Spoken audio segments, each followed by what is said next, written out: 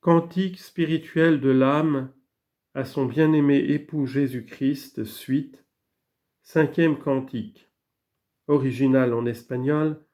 Mil gracias derramando, pasó por estos sotos con presuras, y yéndolos mirando, con sola su figura, vestidos los dejó de su hermosura. Traduction.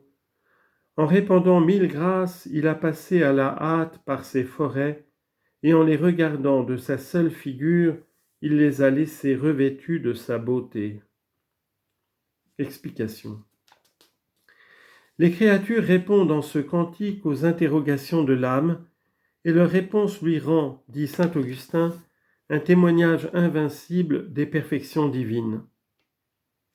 On y rapporte brièvement que Dieu, qui est infiniment bon et infiniment grand, a tiré du néant en un moment toutes les créatures, qu'il leur a imprimé quelques vestiges de ses grandeurs, qu'il les a enrichis de ses dons et des qualités qui leur étaient nécessaires, qu'il les a réglées entre elles d'une manière admirable, qu'il a établi entre elles une dépendance inviolable pour entretenir leur union mutuelle. Sa sagesse, qui est le Verbe éternel, a conduit ce grand ouvrage et sa puissance l'a exécuté. Elle dit donc, en répandant 1000 grâces. Elle signifie par ces grâces le nombre presque infini des créatures. Elle appelle ses bienfaits grâces parce qu'il en a rempli et orné tout l'univers. Il a passé à la hâte par les forêts. Passer à la hâte par les forêts ne marque autre chose à l'égard de Dieu que la création des éléments. L'âme leur donne le nom de forêt et dit que Dieu, en y passant ou en les créant, a répandu sur eux 1000 grâces parce qu'il les a embellis de toutes les beautés des créatures. Il y a ajouté la vertu de produire pour coopérer à leur production et à leur conservation.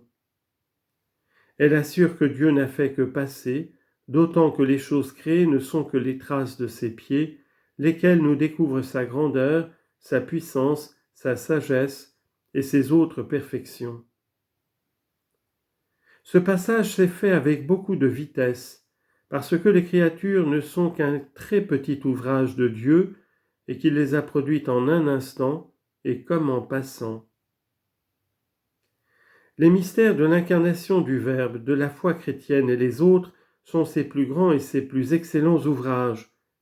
Il les a accomplis avec plus de soin et de plus évidentes marques de sa puissance.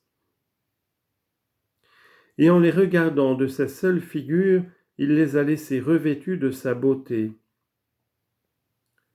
Le Fils de Dieu est, selon le langage de saint Paul, la splendeur de sa gloire et la figure de sa substance.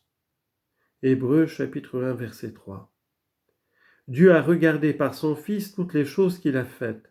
Il leur a donné par lui l'être, la nature, les qualités naturelles qui les rendent parfaites, comme Moïse le rapporte dans la Genèse. Dieu vit toutes les créatures qu'il avait faites, et elles étaient très bonnes et très accomplies. Chapitre 1 de la Genèse, verset 31. Il leur a communiqué aussi par son Fils l'être surnaturel lorsqu'il a gravé le caractère de son image dans l'homme, lequel il a élevé jusqu'à sa ressemblance. Car toutes les créatures étant renfermées dans l'homme partagent avec lui cet honneur. C'est pourquoi Jésus-Christ dit que, lorsqu'il sera élevé de terre, il attirera toutes choses à lui. Jean chapitre 12, verset 32. De sorte que Dieu le Père a revêtu de gloire toutes les créatures dans le mystère de l'incarnation et de la résurrection de son Fils. L'âme connaît aussi dans le feu et dans les lumières de sa contemplation l'abondance des richesses et des embellissements dont Dieu a favorisé les créatures, et elle voit clairement que tous ces biens coulent des trésors infinis et des beautés surnaturelles du Fils de Dieu. Elle sait encore que c'est en sa considération que Dieu ouvre sa main, comme parle le prophète, et qu'il verse ses bénédictions sur tous les animaux. Psaume 94, verset 16. L'âme ainsi blessée d'amour par les traits que la beauté infinie de son époux a imprimés sur les créatures, et consumée du désir d'en obtenir la vue et la jouissance, chante le cantique suivant. 6e cantique.